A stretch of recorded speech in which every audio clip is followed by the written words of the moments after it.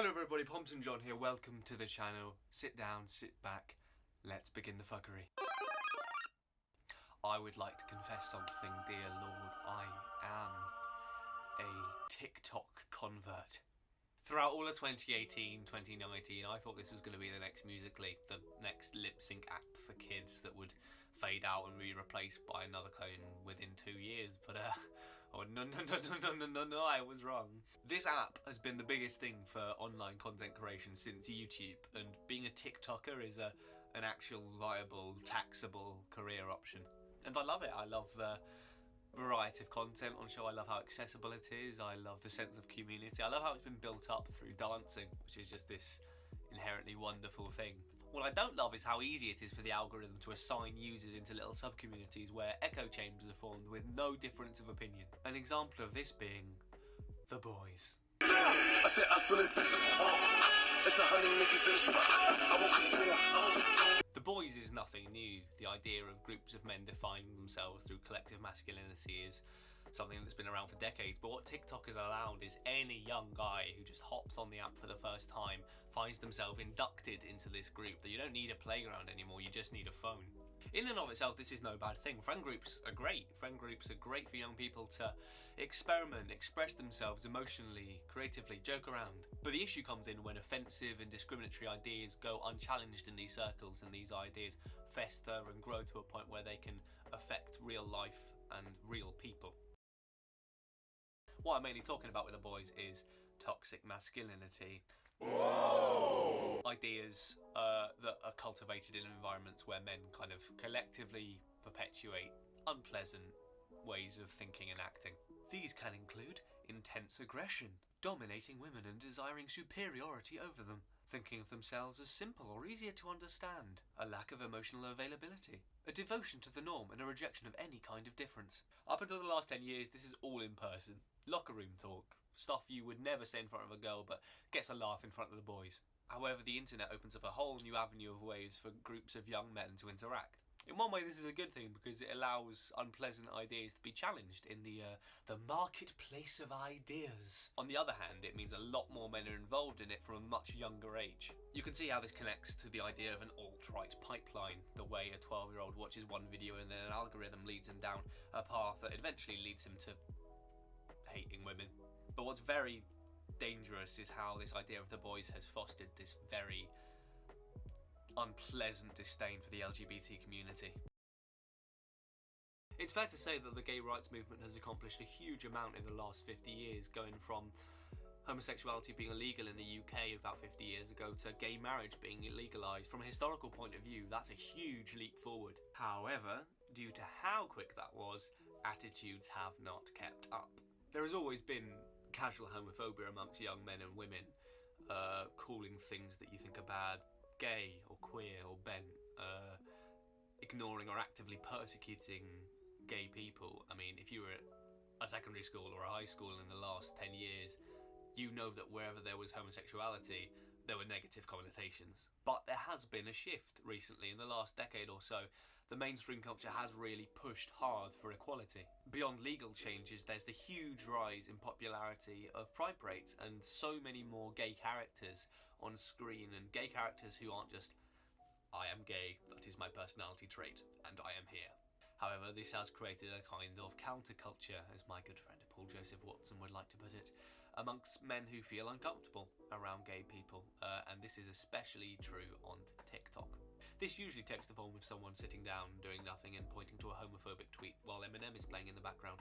I can swallow a bottle of alcohol in her, feel like Godzilla, better hit the deck like the cartilla. When we encounter these kind of views, we must consider people's upbringing and environment, because a lot of this isn't their fault, but there comes a point where you are faced with these new ideas and challenged on your beliefs, and it's your responsibility to take on these ideas into your worldview, because, I mean, this is a shock, but gay people do exist. Whoa. TikTok allows these guys to congregate in a place where they're not really faced with criticism, or where they're supported by tons of likes and comments. It's easy to think that this is a fringe group that will never have actual tangible effects on society, but just take a look at this TikTok.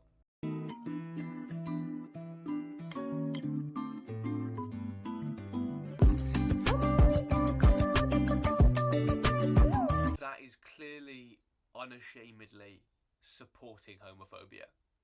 And it has 1 million likes. 1 million. 1 million people actively chose to identify with that mindset and weird fucking reclamation of the term. And what's so crazy to me about this is that homophobia is one of the few things that's basically undebatable. You're just wrong. Homophobia is irrational. There's no argument evolutionary. It's not built into our DNA. There is no logically sound argument to support homophobia, which is why it's so crazy to me that this has become a movement, basically. Can't believe I'm doing this, but if anyone was on the fence about homophobia, let's take a look at some of their arguments about why they're homophobic, and then we can assess them and see if they're right. To help me with this, I've brought on a member of the boys. His name is Brad. He's from Ohio State University.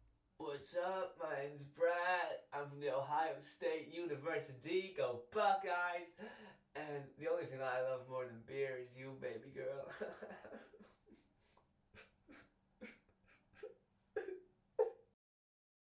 It's just like, I'm a Christian and it goes against my religious beliefs. Everyone is entitled to their own personal religious and spiritual beliefs. Belief in a higher power is an amazing thing, and in some cases it's necessary to make sense of this confusing fucking world, but the key word there is personal. Religion offers people a set of beliefs or principles to guide them to a better life. It is not a set of quests ordained on you by some ethereal being to impose your will on every single other human on this planet. The beautiful thing about faith is that it's faith, it's hope, it's belief without concrete evidence, and that's an amazing thing. Whether you're the biggest gun-toting, church-going Alabaman or the most atheistic 12-year-old with a shine to Richard Dawkins, you need to have faith in at least yourself, otherwise you're never going to get anything done. But in order to impose your will on other people, you're going to need some concrete evidence to support that. That's what laws are. A collective agreement on rules that benefit everyone, of course, doesn't always work in principle. But the basic principle remains. We tell people to do things because it's good for everyone. It's for the greater good. The greater good. As I said, there is no evidence to suggest that gay people should have any less rights or opportunities than anyone else. None. Nil. Zilch. With regards to marriage, this would be a fair point if marriage was a religious institution. It's not. Marriage is a secular institution. You can go down to your local registry office and get married to your best mate now. Go on, do it now, please. Any idea of a religious marriage is cultural, and that's completely fine. I'm irreligious, but I still want to have my wedding in a church with bells and hymns and whatever the fuck. The boys always like to make fun of the fact that gays aren't going to heaven and always point to the infamous Leviticus passage, which is very funny because it was fucking mistranslated. Some scholars believe that the original intended meaning of man should not lie with man was man should not lie with boy. So paedophilia is what it's critiquing, not homosexuality, which is a bit sus for the Catholic Church. And this is the only reference to homosexuality in the entire book. The whole thing.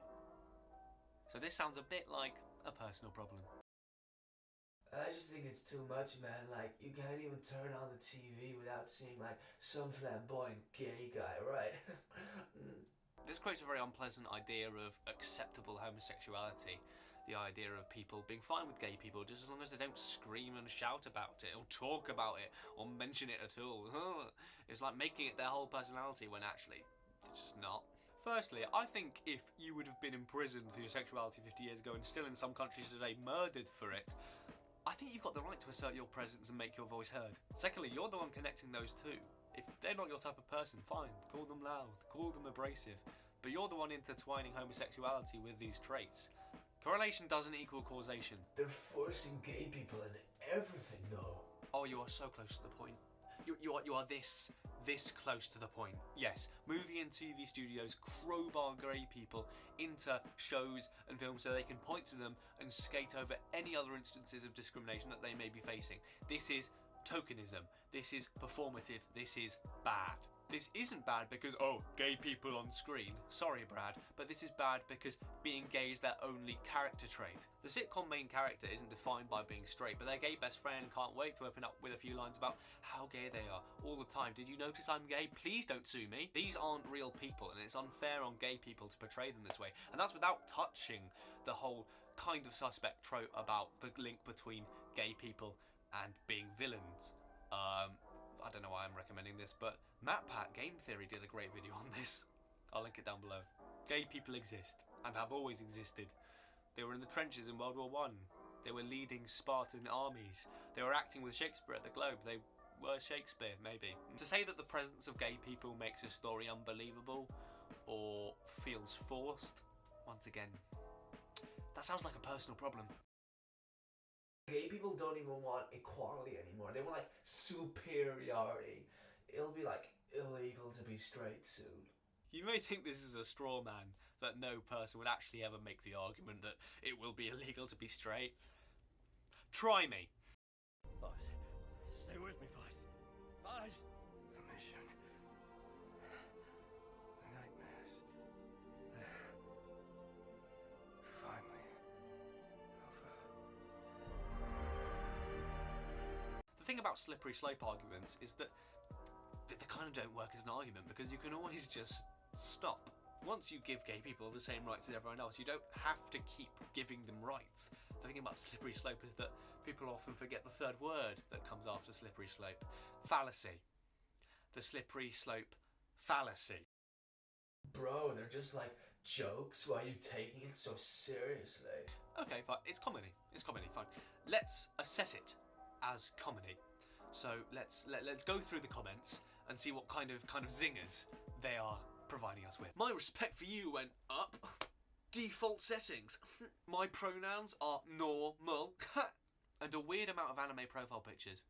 A worrying amount. I know that comedy is subjective, but in some cases it's just not. Even if it was funny, one of the guiding principles of comedy is punching up, not punching down. I mean, by attacking gay people, are you A, punching up, or are you B, punching down?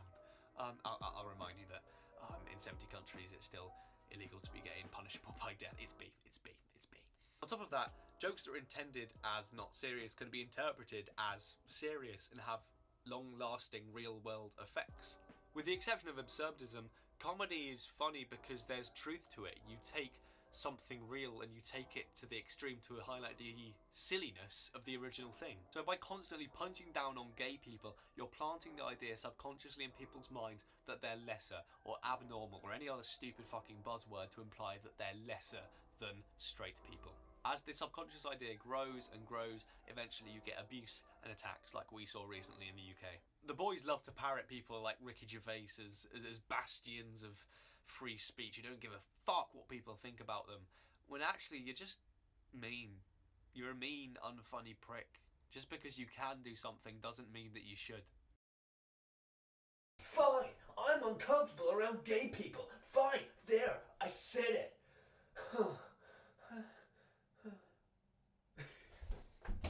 What all of this usually boils down to is people feeling uncomfortable.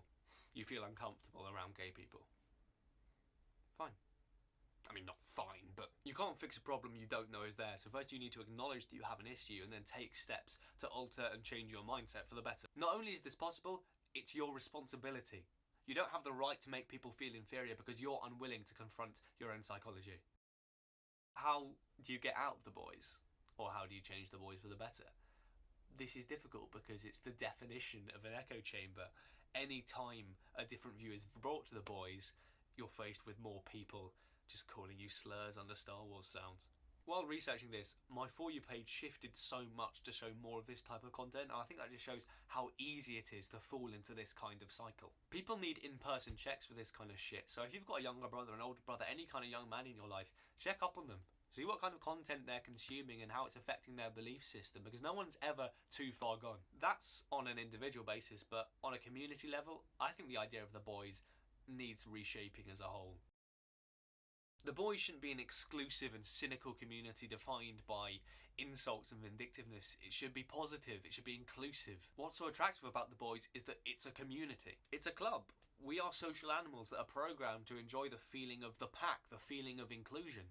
It's when a negative attitude is attached to this club that problems start to arise. The boys should strive for respect for other people and their boundaries. They should promote male issues consistently and not just in response to women's issues. They should listen to people's stories and respond with empathy. This is what the boys can be, and it's a beautiful and powerful thing. That's all from me, I think. I think I might do a few more videos on the boys, because homophobia is just one aspect of how the boys has become such a toxic segment of the TikTok community. Just like to thank Brad for coming as well. Yeah, suck my dick. Yeah, I love you too, mate. And thank you. I really appreciate any kind of support or feedback on this video. This is my first video in this style, so I'd really appreciate any kind of advice on what I can do better and what bits you like, what bits you don't like. So yeah, and if you like this style of content, a lot more of it will be coming soon, so feel free to subscribe. And yeah, thank you very much for watching. I've been Pom St. John. Thank you very much for watching. Always remember to like, comment, subscribe, and peace!